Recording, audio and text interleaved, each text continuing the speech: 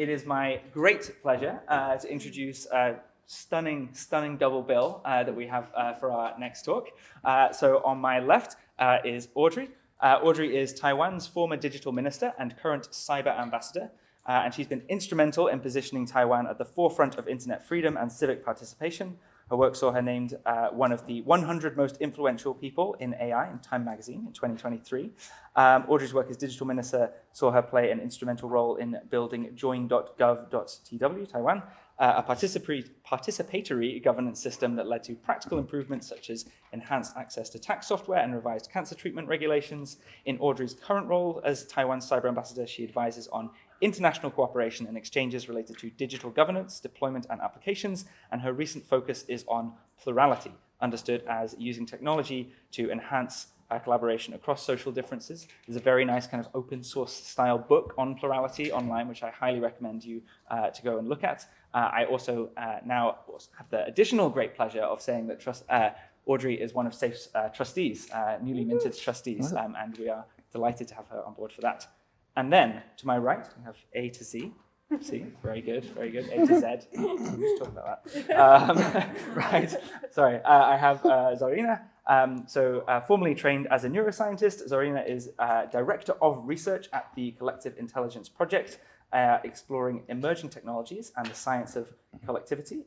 And before that, had a 15-year career in academia, President of Irrational Labs and the Social Science Observatory, part of the faculty at the London College of Political Technology, and in past lives, Zarinah has run a science hotel, been an Aspen Foresight Fellow, and a science consultant. Okay, so without further ado, I'm going to hand over to you both. And again, thank you so much. Amazing.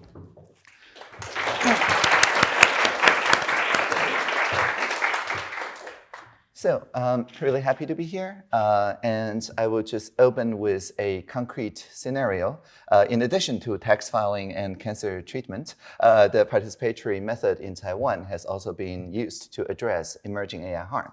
For example, last March, there was a lot of deepfake scams. If you scroll Facebook or YouTube in Taiwan, you often always see a deepfake scam featuring a celebrity such as Jensen Huang, the NVIDIA CEO, saying that he's giving back to the Taiwanese population. Just give me your crypto wallet or something, and then you receive free dollar NVIDIA coin and things like that. And some people lost millions. It's a really serious matter. And if you do click those advertisements, Jensen Huang actually talks to you, probably running on some NVIDIA GPU for very like there's no 6 fingers or anything. They're actually very advanced. And so the government of Taiwan, at the time I was the minister, faces a choice that every other liberal democracies choose at some point, right? You either bump a little bit into the domination control round to pass things like the Digital Service Act to give like a lot of power to the state to oversee those social media accounts and AI Act and many other things, or you decide that you do essentially nothing and just go after those criminals, and then you fall into chaos. But in Taiwan, because we're known as the most free country in all of Asia when it comes to internet freedom, people summarily reject anything that looks like censorship from the government. So that is actually a non-starter. So our narrow corridor between domination and chaos looks like negative width, like there's nothing, no viable option to choose from. And so what did we do? Well, we asked the collective intelligence.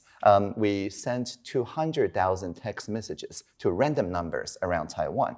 And we asked only a single question: how do you feel about information integrity online? Give us your ideas. And so we get a lot of qualitative inputs. And thousands of people volunteered to be deliberators in the Online Citizens Assembly. We call it Alignment Assembly, working with the CIB on that. And so in 45 rooms of 10 people each, those 450 people, which we know is statistically representative of the Taiwanese population, had a really good discussion. An AI system facilitates such discussion, encouraging quiet people to speak up, limiting disruption to 5 seconds or less, to summarize the real-time transcript, to vote with board voting on like moving on to the next topic, and so on. And for example, one room says, let's just require digital signature for all advertisements and assume all unsigned advertisement as scam. So unless Jensen signs that advertisement, advertisement. This should be a scam. Another room would say, if Facebook posts such unsigned advertisement and people lost $5 million, we shouldn't fine Facebook just like Europe. We should make Facebook pay the victim that $5 million. That's the only way they will actually obey. And the other room says TikTok, ByteDance, at the time doesn't even have a Taiwan office, so they can just ignore our liability rules altogether. What to do? And this room says we should slow down connection to their servers. We should throttle their video so they're slower and slower until all their business go to their competition. And so you will see all these are well within the Overton window because they don't touch on censorship. They don't touch on content. They're entirely actor and behavior level policies. And so we put them together using language models and read them back to the plenary, to everybody. And you will note if in ordinary alignment assemblies with humans, it's not possible for 45 facilitator to come together and mind meld and figure out a supernode like that. But for language model, this is quite trivial. And so we just read them back. And 85% or more of people on all the different sides of the political aisle voted, and we showed the legislature this is the package that will make people unhappy the least and in the most even fashion. And so they just passed that law in just 2 months. So that was last July. And so this year, if you scroll in Taiwan on Facebook or YouTube, there's no fake advertisements anymore. And so I hope this small anecdote show the potential for the constructive, for a proactive vision for cooperative intelligence. The idea is not just to look at various doom scenarios and prevent them, and if we succeed, nothing happens. It is actually to have widening the narrow corridor so that we have much more choice and we don't have to choose anything resembling total domination or total chaos. And widening the corridor should be our positive vision. And with that, let's go to Zarinah. Great, thank you so much. So we have a problem, which is that artificial intelligence is outpacing collective intelligence. Right now, artificial intelligence is progressing at a nonlinear capacity, and our ability to regulate and make decisions and legislate is happening on a different time frame. And so if we really want to have democratic AI futures, we need to enhance our collective intelligence capabilities. So just to define collective intelligence, this is what emerges at the group level, such that the output is better than could have been produced by any of the sum of its parts. And so we sort of think about collective intelligence as like democracy 2.0. So the Collective Intelligence Project, our mission really is to think about how do we increase the capabilities for collective intelligence. That is decision-making, that is institutions, that is governance within the AI ecosystem, such that we can build sort of flourishing futures for everybody. And our goal is to make collective intelligence easy, to make it scalable, to make it fast, and to make it the obvious choice so that we're not really in competition with something else, that we're actually just able to point to this narrow corridor, the sort of white space, to better futures. So today, Audrey and I are going to just cover, I think, a few case studies to sort of make this point for you. And the first one, I should say we do all of this work. We work a lot with the global public, and we work with grassroots organizations, and we also partner with AI labs, and safety institutes to sort of really bring public input into places of power in collectively intelligent ways. So the first one I'm going to talk about is collective constitutional AI. So this is a collaboration we did with Anthropic. And we built the first frontier model to be aligned with values from a representative sample in the US. So this was around 1,000 US participants. It was a polis-like process in which people voted many times on different statements about how they wanted their model to behave. We found pretty high consensus, despite the fact that people came from very polarized sort of political arenas. And then Anthropic compared their sort of standard model to the publicly aligned model. And what we found was that the model performed as well on all of the basic tasks, but the publicly aligned model performed better on all of the axes measured. And so the point here is that public input doesn't have to be clunky.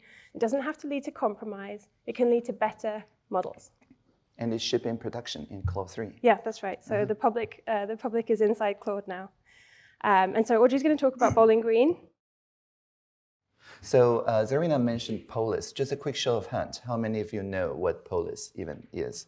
Oh, it's around half. Very good. So for the other half, polis is a bridging system.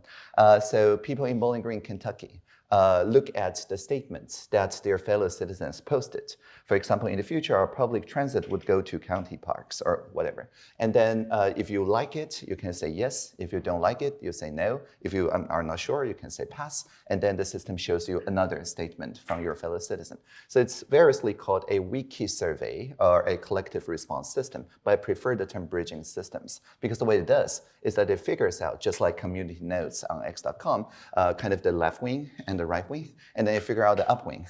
And instead of giving the virality to the extremes, like engagement through enragement, like in social media or anti-social media, it gives virality to the uncommon ground, that is to say the upwing that both sides do agree on. And so this is not a simple example, this is a real world example. I think 10% of people in Bowling Green participated in this police conversation. And they talk about the future of their growing city on arts and culture, infrastructure, transportation, and so on. And everything you read here is language model generated. They basically took the shape of the ideas that people have on those free-flowing conversations, and they did topicalization and subtopicalization. And for example, on community pride and image, you can see that there's like very few controversy or disagreements. Everybody disagreed that we will all be speaking Russian. Okay, not a surprise. And not on all sidewalks will be carpeted, maybe not. But otherwise, people do agree much more than they disagree, which is surprising because given the current US polarization, which various research show is at peak polarization, this is actually what everybody can get behind. And so if you just look at the antisocial corner of social media, they would just amplify like these two, 50-50 split, and everybody spend calories on those divisive things. But with the automatic topicalization and the automatic bridge building, everybody can see very easily that with the inspiration with those jurisdictions, the high consensus absolutely dominate the low consensus conversations. And the committed listeners, the local developers, museum curators, the mayor, and so on, gained superpower because previously they have to process letters to the mayor one by one. It is not possible to get any kind of solidarity or consensus or build a civic muscle. And if you go to town halls, people have more time, dominate the conversation. But here, people who propose those bridging ideas dominate the conversation. And so people can just see exactly because of these two words I made in this statement that resonate with everybody. Now this town is doing this, for example, building a cultural image that make them distinct from the nearby Nashville or things like that. And everybody feel much more included and much happier. And so this is a specific case of the previous work that we did for CI aligning AI and getting us a more pluralistically aligned AI, and then go back to use this AI to align CI, so to speak. So it's like a flywheel that makes the CI side and AI side grow together. Yes. Great. Okay, so as Audrey said, the first example was collective intelligence making AI better. Second example was AI making collective intelligence better. And so now I'm going to talk to you about this project that we have going on right now called Global Dialogues. So Global Dialogues is a semi-deliberative dialogue that goes out to a global population every 2 months. We're partnering with Prolific for semi-representative sampling across the globe, many other partner organizations, and we're using Remesh.ai as the platform. So this is an independent global research project into diverse public perspectives on AI's development and societal impact. Because we're independent, we can ask spicy questions. We can ask the kinds of questions that other people are a little bit afraid to ask. And indeed, some of our questions are spicy. So our mission here is to map the evolving landscape. So these go out every 2 months. We're looking at trying to keep pace with technological development. They go out every 2 months. We have a bunch of questions which are indicators that we keep consistent every round that are mostly focused on trust in AI, trust in institutions, engagement, usage, and behavior. And then we have a whole sort of conversational arc that's about 20 to 30 minutes in which people are sort of asked a bunch of different questions of different kinds of question types. And we can get quantitative data and we can get qualitative data. So some of the questions are open-ended. And what's interesting is that in the open-ended questions, you can have people vote on each other's statements. And so one person in Algeria can say something quite nuanced and sort of spiky, and then you can find that the global majority agree with this statement. And so it is both, to use your language, broad and deep. And so, obviously we think it's interesting to map what's going on around the globe when it comes to AI, but we're also using this information to build evaluation-ready data sets. So this is what the public-facing site looks like. If you go to globaldialogues.ai, you can look at the data, you can go and see what people around the world are saying. You can look at the representativeness. You can also download the data. We have an impact challenge that I think is open right now, or maybe it's closing in a couple of days, where we're asking the world to sort of like do interesting things with this data. It's a really extraordinary data set if you want to go and poke around in there. So this is our sort of pipeline. Global Dialogues is our sort of conversation with the global public. We're using that information to build digital twin evaluations, which we believe is the sort of foundational piece for a multi-agent coordination world. And we think it's really important to build these kinds of evaluations before multi-agent coordination takes hold. So the question for us is, in a multi-agent world, how can we really verify that agents are actually representing the communities that they claim to speak for? And can we get ahead of this before these agents are already operating on behalf of communities they speak for? So we are, in this framework, we're largely using the data from Global Dialogues as ground truth to create the first systematic methodology to test whether AI agents can represent the demographic groups that they claim to speak for and various strata in society. So loosely, the kinds of things that we're looking at is how effectively frontier models can predict the agreement patterns for certain demographic groups or stratas of society. We're also interested in identifying the conditions under which LLMs are most and least accurate in these predictions. And we also want to understand what types of questions we should be asking the global public, whether they're moral or consumer or political, what kinds of questions and the kinds of responses that we get back that elicit the most strongly differentiated responses, and how well LLMs capture these responses. And our goal here is to establish a baseline for comparing frontier models and future iterations of these models. So here, we started off with collective intelligence for AI, and then we had AI for collective intelligence, and here we're sort of wrapping all of those in together. Yeah, so the way we scale is not just by scaling out, getting more people, or scaling up, getting the higher level people to buy in. The main way we scale this kind of conversations is by scaling across.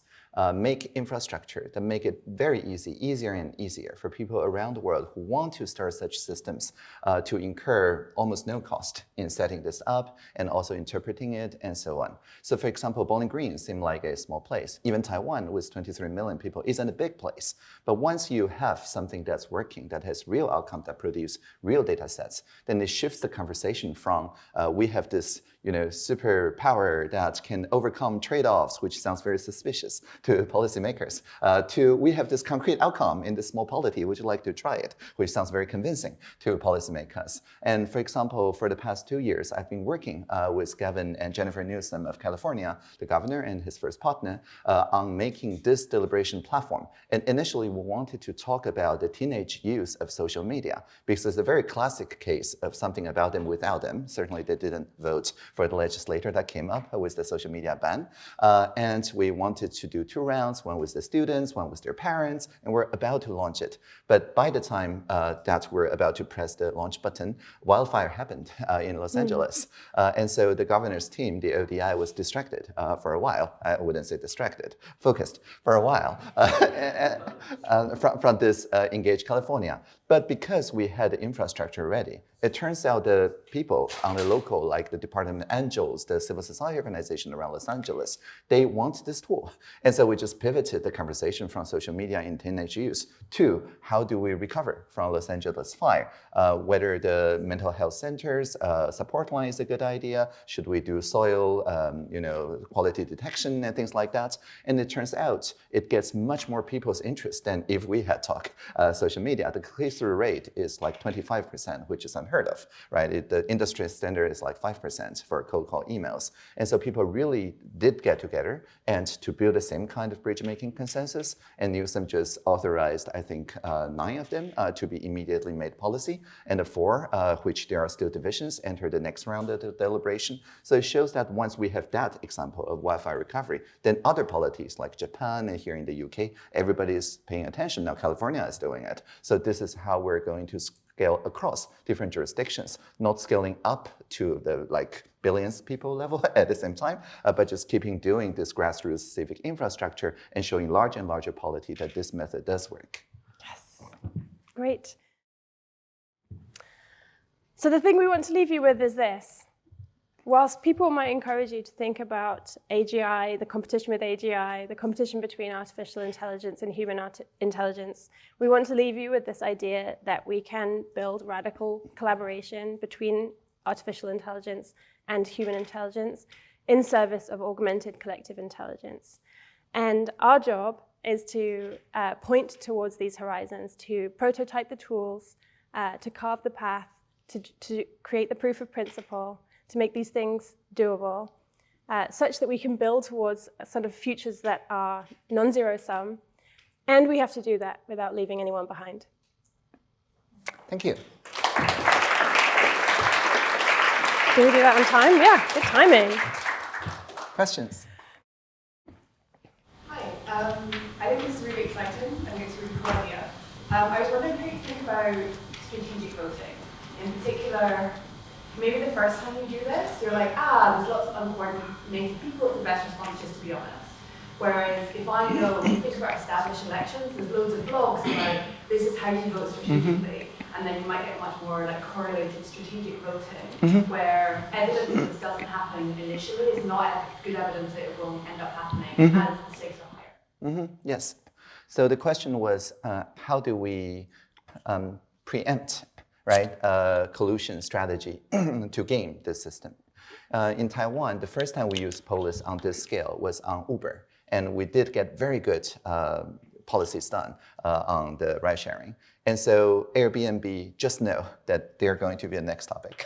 And so they just send an email to all the Airbnb members, any one of you who have used Airbnb at all in Taiwan, and say, go to the VTOW and POLIS platform and vote exactly like this. And so that's some sort of strategy, I guess. But because POLIS has a very different tallying method than most online voting systems, even if you only have a cluster of, say, 10% of people, to earn that bridging bonus, you still have to get through to that 10% of people in order to be seen as bridging. And so once people understood that this game rule, that even if they dominate the conversation at 90%, they still have to get across. Only 1/3 of Airbnb members roped in this way, kept to the party line. Many more, because POLIS is open-ended, they started thinking of more nuanced statements because bridging bonus. And so people who earn the bridging bonus talk to their friends and say, oh, this nuanced policy idea gets more votes from the other side. And so it's floating up. And so more and more people from that 2/3 that want to change their mind did change their mind. So Airbnb actually didn't get what they want, and we get free infusion. And so the point of all these methods, like in Engage California, we used Ecello, and I just learned about the proportional veto core and many other ways, is to build these systems as strategy proof. And if you build strategy proof things, then all the malicious attackers are actually just making you more anti-fragile. They didn't know it yet, but the strategy proof games by itself makes their contributions, those conflicts, as fuel to those engines. So it's like advanced combustion engine that can use conflict as fuel instead of exploding. Very good. Yeah, and I'll say, so we're building this real-time participatory network for global collective intelligence, and on this platform, you can't see what the sort of aggregate situation is, and so you can't really game it in that way. Yeah, and it's also worth saying for this, we're not getting people to vote on outcomes. These are conversations where we're asking probing questions. Imagine a near-term future in which AI is used in end-of-life care, and the benefits are for healthcare workers, but the risks are for and eliciting conversations. So for this piece, people aren't really voting on outcomes. We're eliciting rich kinds of information upon which other people can vote. But yeah. Other questions? Zarinah, you want to? Oh, I don't know. How do you think about resource-constrained environments? Because like it's easy to upvote 10 really cool projects when only, I don't know, 5 are feasible. So how does that factor into the decision making? Yeah, in Taiwan, for example, for participatory budgeting, we use quadratic funding, and there's a related thing called quadratic voting that we use to choose the project we fund as civic infrastructure. So every year in the presidential hackathon, we receive, say, 200 proposals, but we cannot make all of them civic infrastructure, right? So we ask people, what would you choose? And through the Join platform, people claim 99 credits, and you can spend credits to vote. 1 vote will cost you 1 credit, 2 votes, 4 credits, 3 votes, 9 credits. It's quadratic. So with 99 credits, you can only vote 9 votes because you don't have credits for 10 votes, which would cost 100, right? So you vote 81 to your cousin's project, and then you still have 18 left. People don't want to squander those 18, so they look around to find something that has some synergy with their cousin's project and vote 4 votes, which is 16, and they still have 2 points left. And so they look around and find 2 others. And by that time, they found, actually, I like this better. And so maybe they take some of those 9 back. Maybe they do a 7 and 7, right? So again, this is quite strategy proof in a sense that once you have seen enough number of projects, you will probably vote honestly on the synergy you see between those things. Of course, there's collusions and things like that. The projects may trade votes and so on. But within a cluster of related projects, they kind of are guaranteed to vote in an honest fashion. So the signal we get is not just the top 20 projects we fund, but also for the other 200 that didn't make the cut, what has the most synergy with those 20? And then we reshuffle resources that was offered by those cross-sectoral teams into those top 20 that made sense. So a lot of mechanisms design went in to make sure that it is not just fair in the sense that the project won the vote actually did get approval from the majority of people, but rather the majority of people also take care to make sure that the minority of people whose top vote isn't in the top 20 actually also feel they have won somewhat because the project they supported is now part of that larger project. So I think there's a lot of signal that we can get in this kind of polling by group instead of by individual, in a kind of qualitative instead of purely quantitative way. So it would be an improvement on even quadratic voting or other voting methods, because then we will have the feelings, the qualitative data. We can ask their digital twin what kind of conversations will make you feel better about this final outcomes and so on. And so these are the technology we're actively doing with this kind of quadratic voting and funding infrastructure. And for more, you can look at deep.gov.tw, which is doing this in the Gitcoin, like Ethereum adjacent ecosystem. Yeah.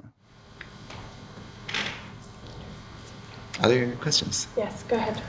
I guess sort of to follow up on like the answer that you just gave, to what extent do you think like having multiple votes and being able to sort of divvy those up between projects, to what extent do you think that helps with, I guess, reducing polarization? Like if I only have 1 vote and I need to sort of like capture all of my opinions about everything in this 1 vote, I can see how people would become more polarized. Exactly.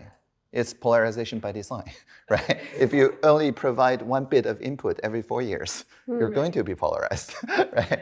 Whereas with this kind of new qualitative and also higher bandwidth quantitative aggregation preference methods, people have a much better resolution in their preferences. And especially we found if you poll people individually, they're like INBI, they're like NIMBY, not in my backyard. But if you put people in groups, such as this semi-deliberative rematch setting, everybody become like MIMBY, okay, maybe in my backyard. If you do this, I will do this. Right? There's kind of mini negotiation going on. And so that process by itself strengthens the civic muscle. And people who have seriously considered every other side become immune to those polarization messages. According to Stanford, I think it lasts 1 or 2 years after a high quality deliberation. Yeah, I also think there's a difference between being heard and having a vote. And there's a lot of value to being heard. And one of the things that's very important about deliberation is that you get a chance to be heard, and that those dialogues change your opinion, right? And so I think it's important to distinguish those. And the knock-on effects are like legitimacy. Like, do you feel heard, and do you feel witnessed, and do you feel represented by the outcome? And sometimes being heard in conversation through deliberation is enough. to get there, even if the, yeah. Okay. The back. Just one question on the level of like politics right now. I mean, the example in Taiwan was like the government itself asked for. Yeah, and in Kentucky as well. Yes. So how can this go from voluntary to, like, for example, there was the Citizens Convention in France, like for the climate a few years ago without AI. Also, it had amazing results in terms of the propositions that were submitted. But then the government just said, "Oh, actually, we implement one of them out of the 150, and they don't." Yeah. So, like, how do we go from? I mean, potentially AI can fasten this process or improve it in other ways. But if there are still incentives in terms of lobbying or the political process that aren't there, then how can we bridge this? Yes. So the question, just to reiterate for the record, is how do we scale deeply? That is to say, get more air cover, more pre-commitment, more binding power from the policymakers, instead of just improving the quality, which is scaling in those conversations. And we get extremely good, high-quality result, but because the lobbyist doesn't like that, and so people just ignore it or just pay lip service to it. That was the question. So. I think the theory of change, in my case, was that there are a certain class of problems, let's call them emerging problems, that there's no existing stakeholder position, right? If there's an influx of deepfake advertisements, there's no pro-scam party or pro-fraud party. What does that even mean in the parliament? So everybody is theoretically against scam, but people don't have a firm position on which route to go, except that it must not do censorship, it mustn't do state overreach, single party shouldn't use that to quell other parties' voice and things like that. So people have a lot of not to do, but there's not a lot of entrenched interest in how to fight deepfake scams online. The same with wildfire, the same with pandemic prevention, the same with contact tracing, the same in Kentucky with the future of Bowling Green, when Nashville is so large, but Bowling Green is growing. And so for this kind of emerging issues, it provides the natural political opening for this kind of methods. And the problem is that during peaceful times, the stake of such emerging issues are pretty low. So you almost have to practice at a kind of gym level, community level, because you can do Olympic level deliberation. And you just keep exercising those muscles. And at some point, a peak urgency will come. And just like when wildfire came, people look around and saw this social media deliberation platform. And then at that time, then you undergo a phase change and create a shared peak experience where the bureaucrats and the political class suddenly see the value in getting this done very rapidly. And then after that, people will keep referring to it. Like, we did that last time. Why wouldn't we do this with this method next time? And so you then exercise on a higher platform. And then you wait for another urgency with another more order of magnitude participation. Hope that answered your question. Yeah, I think there's, I think you're right to point to this problem, which is that, there's lots of sort of democratic, outputs that just sort of sit there on websites and everyone's like, oh, look, we did a good job. And how do you close the loop, And I think part of the point of really building out this collective intelligence infrastructure is to normalize it. So, with our work with Anthropic, it was the obvious choice to put the public inputs into Claude. Why would you choose a worse model, right? So if you can produce outcomes that provide more common ground, that produce better outcomes, politicians can run on that kind of platform, but you have to be producing something that's legitimate, that is better for everybody, that the outcomes are optimal. And I think we have to sort of normalize that as an option if people are going to actually follow through on the impact. And also the cost is really the key here. To run end-of-life consultation or climate consultation and so on costs a lot of money and time. But if we can do it reliably every weekend with a fraction of cost, then there's many groups that will want to run this. And once it's run every day, you see it in the news, then it becomes almost just like another polling method, just a better one. And at that point, then the phase change for politicians is obvious because they do not have to squander their political capital to spend resource to run this process. It's just a process that you run every day. Yeah. So how do you think about sort of getting policies that people have buy-in for and feel good about, and policies that are good, where I just mean something like there will be various questions where like I don't have the technical expertise to like come up with a good idea or like to evaluate good ideas. And I think I could imagine this going two ways. I could imagine you sort of saying those are kind of two separate things, and both we want some of both of them, and we have to sort of find some scaffolding that gets us both of this. But like police or other bits of civic infrastructure are for the former, not less for the latter. Or you could say no, actually there is ways we for free also get some of that like domain expertise in or technical expertise in, because maybe you're like if you need to find these bridging statements and you need to add the nuance that can like that maybe requires and like leverages domain experts or just sort of like good ideas. I'm curious how you think about this. Are they two separate goals and you should tackle differently? Do they come for free to some extent? Yes.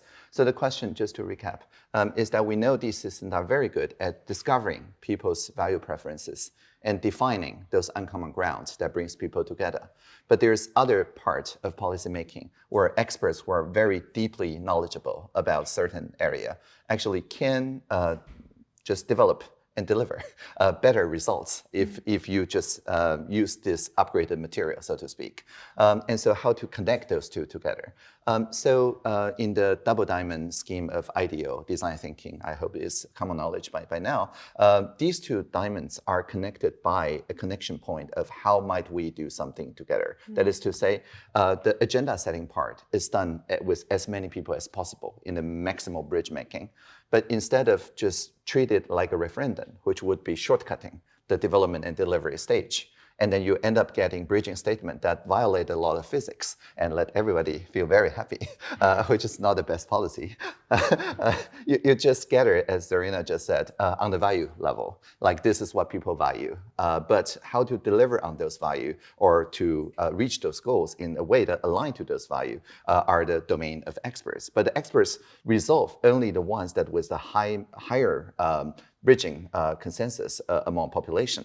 And the deeply divided one, the experts just provide more context to both sides, almost like community notes. They attach those notes, expert-made notes, and then people go into another round of conversation. This is exactly how Engage California works. And so for those undeliverable results, it goes into another round of discovery and define. And so the diamond just gets connected this way. Am I making sense? Yeah. Okay, I'm making sense. Okay. Yeah. I'll just add to that I think one of the powerful things is to think a little bit about, in your collective intelligence, who is the collective? And sometimes, we work with, grassroots communities, the global public, but we also work with civil society organizations. And, especially in the world of AI where, some of the things that we're asking questions about require domain expertise. Being able to sort of pull the lever and be like, well, which bit should we go to the civil society organizations for and which bit should we go to the global public for is a lever that you can sort of move around. Yeah. So I want to ask if, I know there are papers in this, but like I want to ask if policy has some sort of proportionality notions.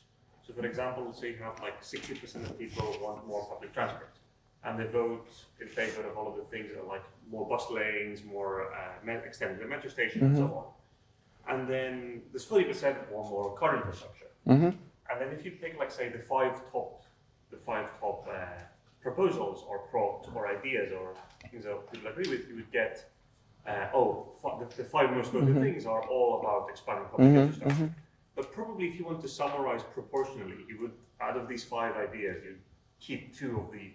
Like 40% of people are not represented at all in top five votes. So the question is, does policy sort of... Yes, yeah, definitely. Yeah, Polis, the bridging algorithm, influenced community notes. And basically, the idea is that it really doesn't matter whether it's 60-40. So the question was, if the 60% of people voted strategically all the same way, would just counting the 5 most voted proposals just get everything from that majority cluster? And in Polis, when we have those two clusters, we start assigning bridging bonus to the ideas that get upvotes from both clusters. And so if you get 0% from the other cluster, you receive no bridging bonus. And actually, your score will be very low. But as long as you can get even just 60% from this smaller group, then you get a large number of bridging bonus. So the details are in Bridging the Systems. I think there's a website for that. But the point is that it's a running scoreboard. So people can see what kind of the high score are currently here. And people model their new responses on top of those model responses. And all those model responses are the one that at least convince like half of both of these clusters. Go ahead. What are the bottlenecks in terms of like pushing this agenda forward generally? What are the challenges? Bottlenecks. Bottlenecks? And like how can the people in this room Well, Zarinah may have a different take. But for me, I think the main bottleneck of pushing this method is just, these are incredible results. And so if you present the method, the theory, bridging systems, and so on, it doesn't sound credible. Because most politicians, they operate in a world where these essential trade-offs are being made. And they're very good at making those trade-offs. And so when you're coming to them and say, oh, we have a trade-off freeway to this kind of thing, you can be broad and deep. Yeah. It's not very convincing. And so the political strategy, for example, in Japan, of we doing this broad listening push isn't actually going to the major parties, even though I'm good friends with all the major parties. We went to the smallest party, right, the future party, Team Mirai, Takahiro Ano. So he's a 33 years old machine learning engineer and sci-fi author who happened to read Plurality, the book, and decide to run for governor. And so I supported him. And 1 month before the governor election. So of course he didn't win, but he did get 1% of votes and national visibility and the most vote anyone under 40 ever got. And he did so by crowdsourcing his platform. Anybody can just use #TokyoAI to do a Ano platform. You can call into a line and listen to a voice clone of Ano explaining his platform to you. And if you make a good point in refuting his platform, he commits a GitHub update. And his VTuber on YouTube live streaming 24/7, just announce your contribution. And so the young people loved it. And the old people at least have a line to call to. And so, so they got a lot of like national coverage. And I think a couple of days before the election, independent think tank ranked this crowdsourced platform as the highest score, even better than Koike-san, the governor's platform. Of course, Koike-san still won, but Koike was so impressed that she tapped Ano to be advisor to GovTech Tokyo to run this broad listening stack for the Tokyo metropolitan government. And so all the three parties this year, when they're running for the parliamentary election, which is due very soon, they all met me and say, oh, we're doubling down on Ano stack. We have to do broad listening. Actually, Ano wasn't very broad. We do this. It's even more broad. He was just using PCA. We're using UMAP or something like that. And so this is great because then you have a competition, a race to the top. And so if you try to disrupt this established political class, it's usually the bottleneck is just the incredulity. The incredible thing doesn't sound credible. But if you, again, start from small wins, then there's a way to kind of zigzag past that. Yeah. I completely agree. I think that's totally right. I think we're so normalized culturally, politically to democracy being a compromise that actually it's sort of unfathomable for people to think that there could just be non-zero sum outcomes that are great for everybody. And so we also sort of like are often voting on a sort of like platform of outrage, and antagonism. And so we're just not used to someone just being like, hey, this could work for everyone. I think it's we have to point to these young people who are building these things and successes for these things to become not just legible, but culturally legible. So feel free to run for governor wherever you are. Yes? I'm actually just going to read out someone else's question. Oh, great. Because, yes, thank you for very patiently posting in the Slido. Oh, yeah. Yeah. I'm sorry. I do not have a mic for this recording because there's two up there for our speakers, so I've not been reading out Slido questions. But I do now want to take the opportunity to forward those on, and for future talks, we'll have the Slido running.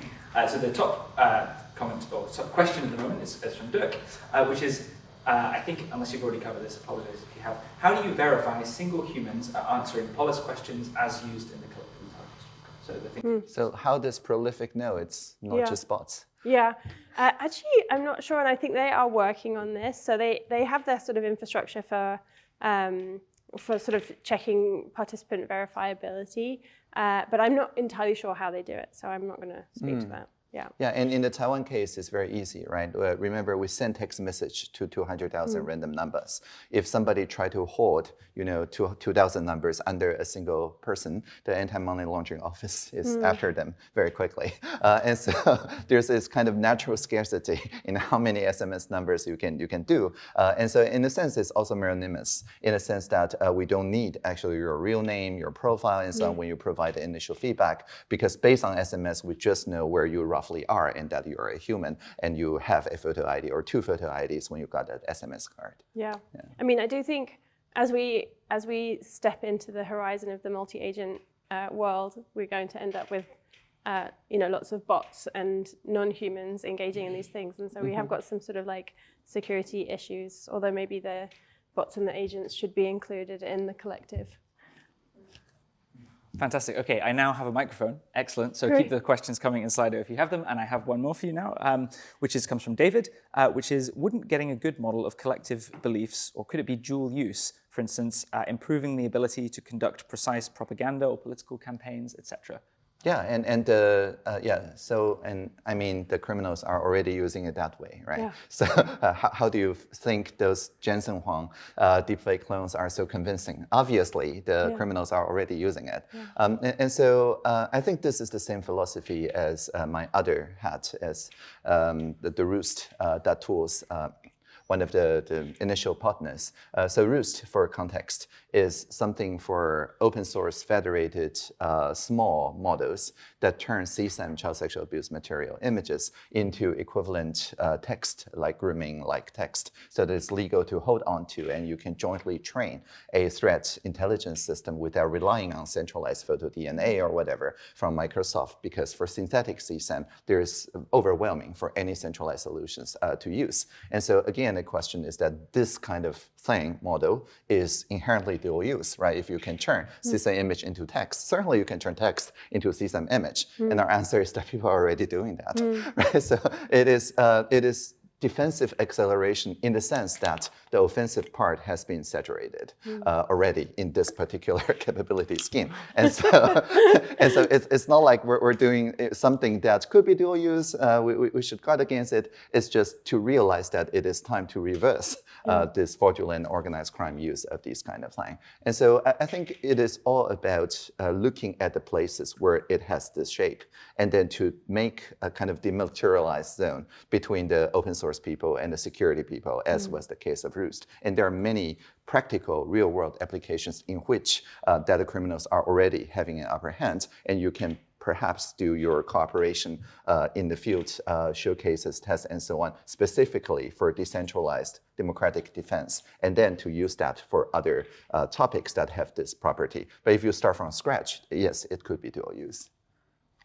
Thanks. Hopefully got time for maybe another 2 quick couple of questions. So we've got one here from an anonymous person, which is, I love the idea of increasing public engagement in democratic systems via AI, but how do you think about popularity and majority vote style effects? Yeah, I'm kind of interpreting here that this is maybe stuff to do with, the